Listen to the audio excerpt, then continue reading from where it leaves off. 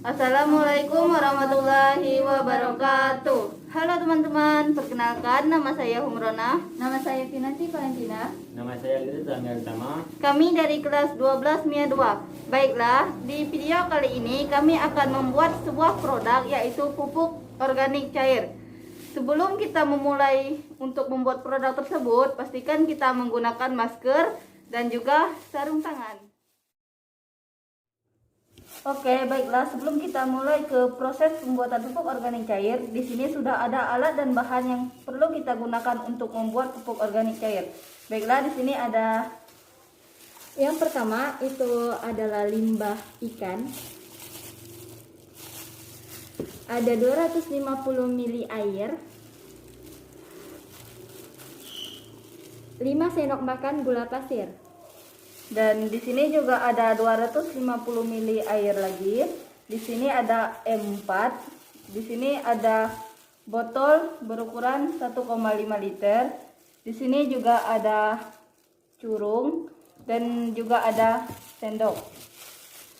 Baiklah, untuk langkah pertamanya adalah kita akan menghaluskan ikan tersebut menggunakan blender.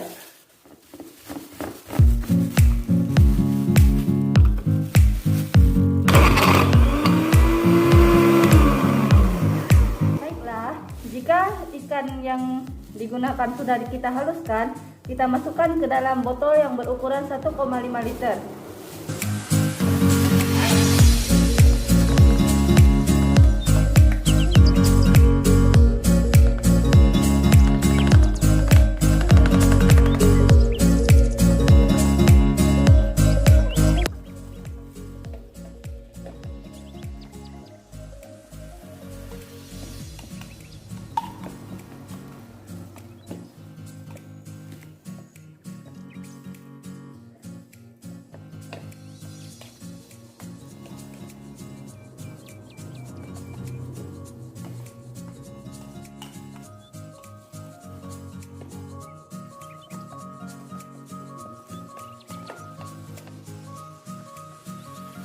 Baiklah, setelah gilingan ikan yang sudah dihaluskan dimasukkan ke dalam botol, langkah kedua yang kita lakukan adalah mencampurkan gula dengan air, atau bisa dilarutkan menggunakan air panas.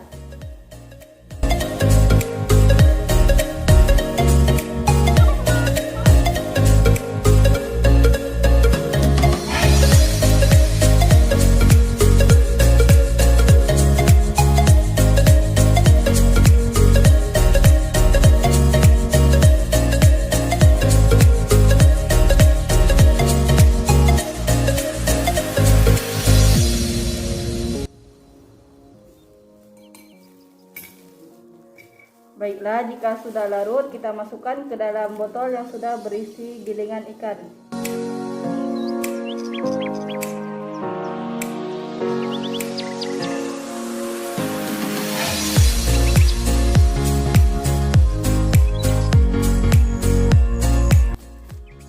Nah, langkah selanjutnya kita masukkan 250 ml air biasa.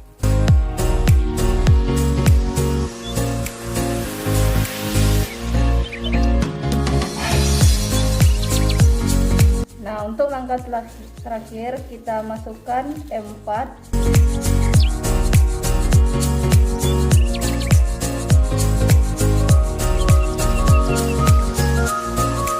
Lalu kita tutup.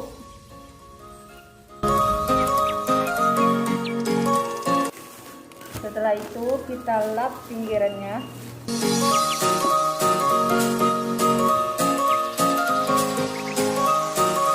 Untuk langkah selanjutnya kita campurkan dengan cara dikocok seperti ini. Setelah tercampur rata, kita tunggu pupuk organik ini jadi selama 2 minggu.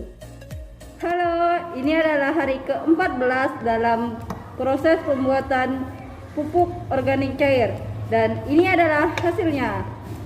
Dia berwarna seperti coklat kemuka-mukaan seperti ini. Selanjutnya pupuk organik cair ini akan kita saring ke tempat yang lebih kecil dengan menggunakan corong dan juga saringan kecil. Baiklah, untuk mempersingkat waktu, sekarang kita lanjut ke proses penyaringan limbah pupuk organik cair.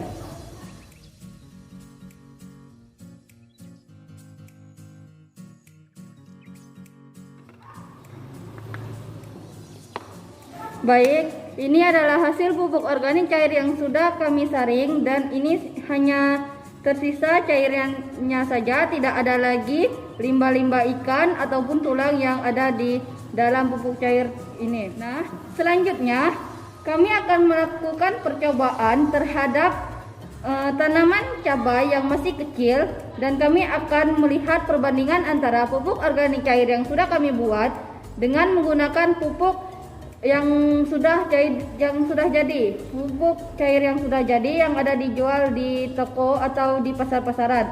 Dan kami akan membandingkan hasil dari antara kedua pupuk ini, manakah yang lebih bagus dalam pertumbuhan dan perkembangannya. Jadi, untuk percobaan pada tanaman cabai yang akan kita kasih pupuk organik cair ini dan juga pupuk organik yang ada di toko, kami akan lakukan pada hari besok.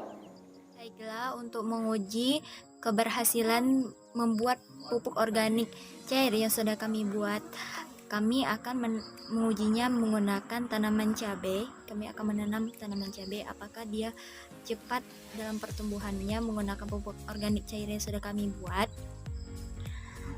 Dan di sini sudah tersedia polybag yang berukuran 15 cm yang sudah berisi tanah bakar.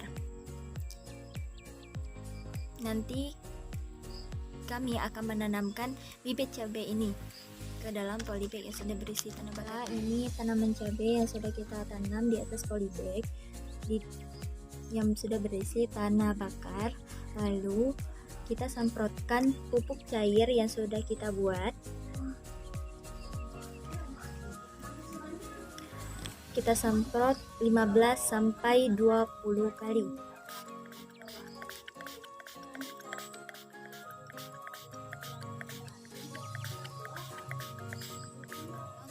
Perkembangan tanaman cabai ini untuk 14 hari ke depannya kami akan tulis dan kami catat apakah dengan menggunakan pupuk organik cair dia perkembangannya lebih pesat ataupun lambat.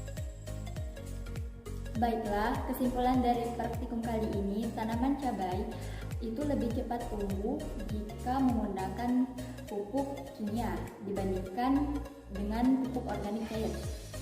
Walaupun pertumbuhan cabai lebih cepat menggunakan pupuk kimia dibandingkan pupuk organik, akan tetapi penggunaan pupuk kimia secara berlebihan bisa merusak kesuburan tanah tersebut.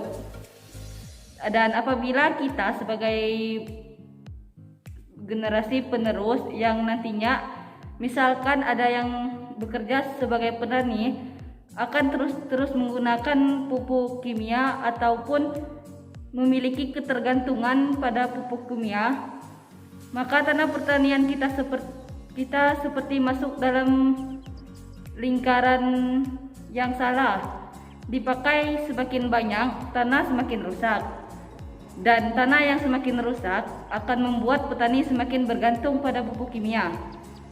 Pada akhirnya penghasilan petani semakin menurun akibat menurunnya produktivitas tanah yang sering dengan meningkatnya biaya akibat karena menggunakan pupuk kimia dibandingkan dengan pupuk organik. Akan tetapi penggunaan pupuk kimia secara berlebihan bisa merusak kesuburan tanah tersebut. Nah, untuk selanjutnya kesimpulan yang bisa saya ambil dari hasil praktikum ini adalah apabila ketergantungan pada pupuk kimia tidak bisa kita relakan, maka tanah pertanian kita seperti masuk dalam lingkaran yang salah. Dipakai semakin banyak akan semakin rusak, dan tanah yang semakin rusak akan membuat petani semakin bergantung pada pupuk kimia. Pada akhirnya penghasilan petani semakin menurun akibat menurunnya produktivitas biaya akibat meningkatnya kebutuhan pupuk. Hal semacamnya ini tentunya nanti akan berdampak pada petani itu sendiri, karena petani harus diberikan pemahaman tentang dampak atau efek negatif dari penggunaan pupuk kimia secara berlebihan. Dan mungkin praktikum pembuatan pupuk organik cair yang kami buat ini bisa menjadi media pembelajaran ataupun pengetahuan bagi para petani yang ingin memulai usaha, baik itu usaha cabai ataupun usaha lainnya seperti tanaman tomat, tanaman kacang panjang dan lainnya. Nah, mungkin itu saja hasil praktikum dari kelompok kami. Kami akhiri, wabillahi taufiq wal hidayah. Wassalamualaikum warahmatullahi wabarakatuh.